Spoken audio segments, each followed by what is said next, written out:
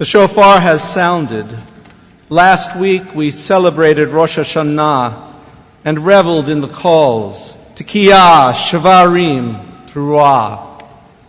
According to the Talmud, the shofar is used very sparingly in Jewish life. A 3rd century sage, Rabbi Ada of Jaffa, asserted that there were only 3 times in the life of the community that the entirety of the shofar service should be sounded: on Rosh Hashanah, on Yom Kippur in the Jubilee year, that is the 50th year, to affirm the cancellation of all debts, and finally, in time of war. This has been a week during which the shofar calls continued well after the new year. The reverberations transformed into somber advocacy for war as the White House sought sanction for a military strike against the Syrian regime, citing the depraved use of chemical weapons against civilians on August 21st. The murder of more than 1,400 civilians, among them more than 400 children with sarin gas, demanded response. The horrific images of disfigured children and adult civilians, victims of that attack, have been set against a backdrop of more than 100,000 deaths and the flight of 2 million Syrian refugees, more than half of them children. There is a 19th century German word used in chess and in game theory. That word is Zugzwang. Zugzwang is translated as a compulsion to move and refers to a situation in which one player is put at a disadvantage because he has to make a move when he would prefer to pass. The player must make a move despite the fact that it will weaken his position and will force a concession upon him. It is a most uncomfortable position in which to be placed. Nevertheless, as we enter Yom Kippur 5774, let us acknowledge that our nation and the world are in moral Zugzwang. 10 days ago, I swore that I would not speak about this situation. I counseled my colleagues not to speak about it. My wife chimed in and said, "Whatever you do, don't get into Syria. It's a no-win." My every instinct had been to avoid this topic, yet it feels impossible to ignore the elephant in the corner. We are immersed in moral ambiguity. The dynamic changes that have unfolded before our eyes on a minute-to-minute basis demand constant processing and reprocessing of events, analysis of presumed intentions, recalibration of tactical maneuvers and strategic goals in order to try to sort the overlapping spheres of foreign and domestic statecraft and stagecraft, and discover a moral calculus that might guide us. Examine your own reactions to the events of the last week. Are you relieved that we have stepped away from unilateral action against a vicious and inhumane regime? Did you read the actions of Russian Premier Vladimir Putin, including his op-ed in the New York Times, with hope or with cynicism? Do you believe that the proper posture for the United States, in the face of immense inhumanity and international avoidance, is to assert its power? Or do you agree that the only path to peace is an agonizingly slow diplomatic initiative? Should the United States behave as the world's policeman, or should we eschew that role and focus on our considerable problems at home? There is no way that any thoughtful person can predict with certainty the unfolding of laws of intended and unintended consequences, of counter-reaction and judgment. No matter the real-time events, the coming days, weeks, and months will be fraught with an angst over potential cataclysmic consequences, regardless of the course of action that is undertaken. I have no credentials in foreign policy, international law, or national defense, and won't abuse this pulpit by entering into that territory. There are strong moral arguments on both sides of the question whether or not to support a strike on Syria. In the end, one more opinion simply adds to the cacophony created by pundits and pandering politicians preening on both sides of the U.S. aisle.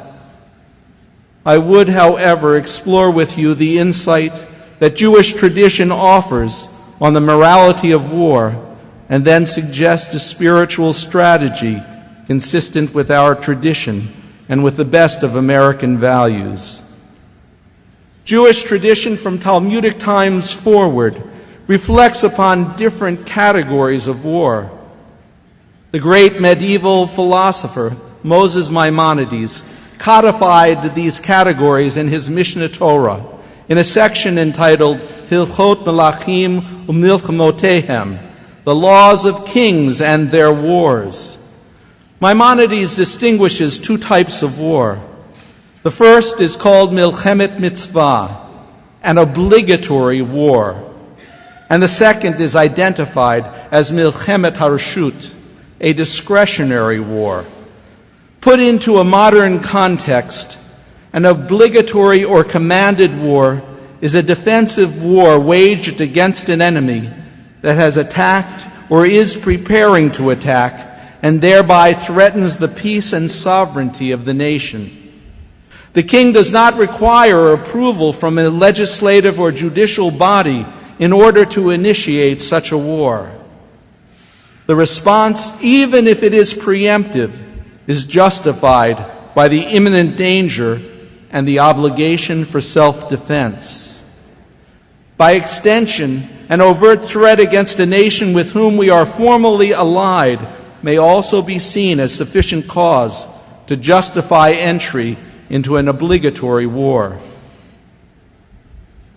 A permitted or discretionary war, sometimes referred to as an optional war, is fought for the purpose of expansion of power, territory, or international prestige. It may not be initiated by the ruler alone. The ruler must apply to the Sanhedrin for permission to lead the nation into that kind of conflict. A 2003 responsa issued by the Central Conference of American Rabbis Responsa Committee explains, consider, for example, that the king must obtain permission of the Sanhedrin before initiating such a conflict. This requires him to appear before a prestigious legislative judicial institution to make a compelling case for his war, and it raises the possibility that this case will fail to persuade. Consider, moreover, the exemptions from military service that are granted in a discretionary war. This means that the king must fight his war with a significantly reduced army, forcing him to think again about the advisability of initiating the conflict.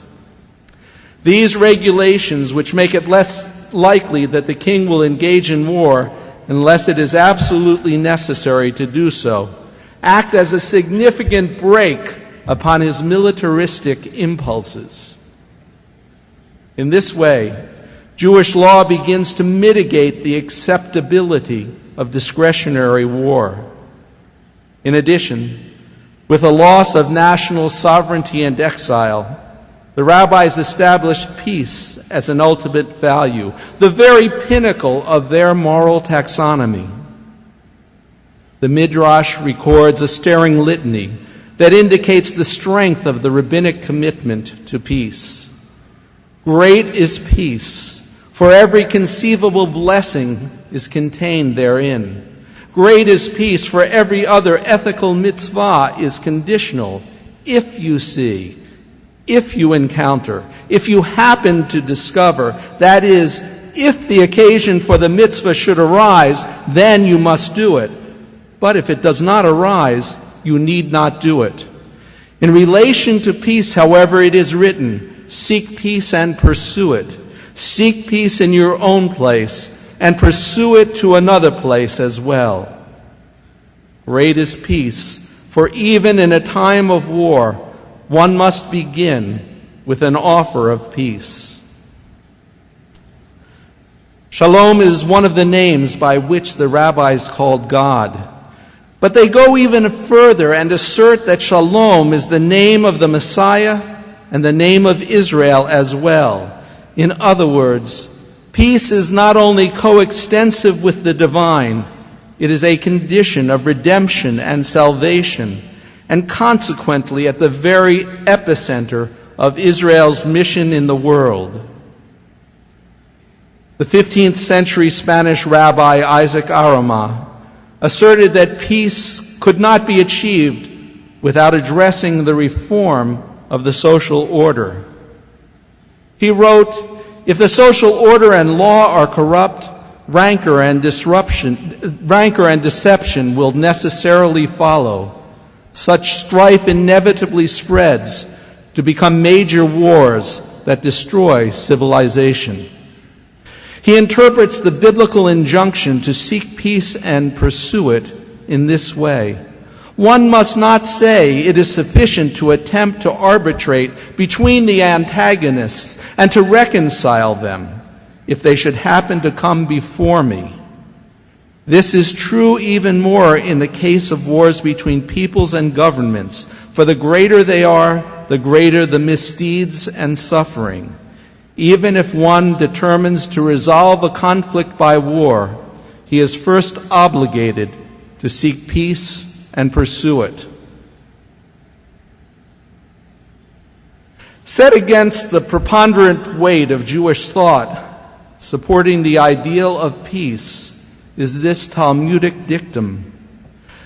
The Mishnah asserts that there are two situations in which one is compelled to kill another, and they are when there is no other way to prevent a person from committing murder or rape against an innocent victim.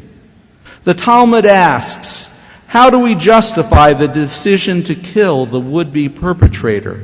And answers, with the obligation established in the Holiness Code, which we shall read tomorrow afternoon, you shall not stand idly by the blood of your neighbor. As Jews, have we not condemned the silence of the world in the early stages of the Nazi genocide, decrying international inaction with the words, "Never again"?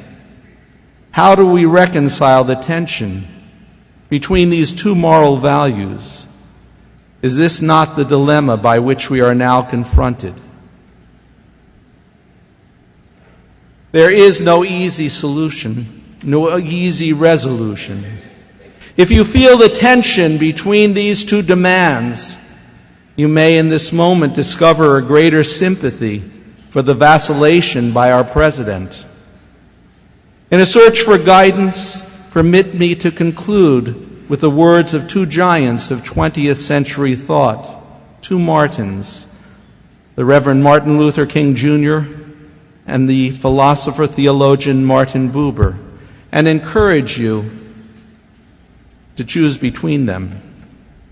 In this 50th anniversary of the March on Washington, there has been repeated reference to King's great "I Have a Dream" speech. But I want to reference here an equally great speech, "A Time to Break Silence," delivered by King at the Riverside Church in New York City on April 4th, 1967. He said, "There is an invisible book of life that faithfully records our vigilance or our neglect. Omar Khayyam is right. The moving finger writes, and having writ, moves on. We still have a choice today, nonviolent coexistence or violent co-annihilation. We must move past indecision to action. We must find new ways to speak for peace and justice throughout the developing world, a world that borders on our doors. If we do not act, we shall surely be dragged down the long, dark, and shameful corridors of time, reserved for those who possess power without compassion, might without morality, and strength without sight. Martin Buber responded to an article that Mahatma Gandhi had written in 1938 in his paper, in which he counseled the Jews of Germany to use satyagraha, nonviolent resistance against the Nazis. In a letter to Gandhi dated February 24, 1939, Buber wrote, "We have not proclaimed as you do, and as did Jesus, the Son of our people, the teaching of nonviolence. We believe that a man must sometimes use force to save himself, or even more, his children. I cannot help withstanding evil when I see that evil is about to destroy the good. I am forced to withstand evil in the world, just as the evil within myself. I can only strive not to have to do so by force. I do not want force. But if there is no other way of preventing the evil destroying the good, I trust I shall use force and give myself up into God's hands." Buber was a true Ohev Shalom, a lover of peace. But he believed, not without anguish, that peace at any price was not a moral option.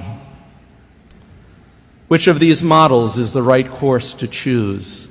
King's nonviolent resistance to evil, or Buber's terrible truth that despite our misgivings, there are times that we must be prepared to subdue evil with force and then give ourselves up into God's hands? This is a conversation worthy of our time and our continuing deliberation. As we immerse ourselves in Yom Kippur's metaphors of good and evil, life and death, apathy and redemption, may our decisions and our actions be guided and limited by moral necessity. May the path that we choose for ourselves and our children leave us ever closer to the path of peace.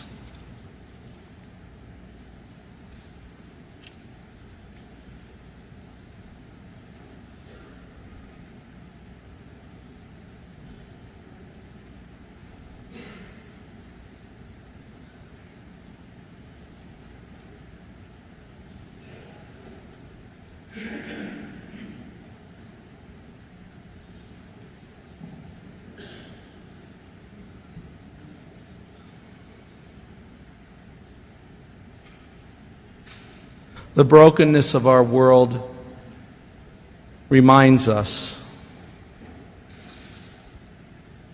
that there are those within our community, friends and family members, who live every day with brokenness, those who are visited by illness, whether of body or of spirit.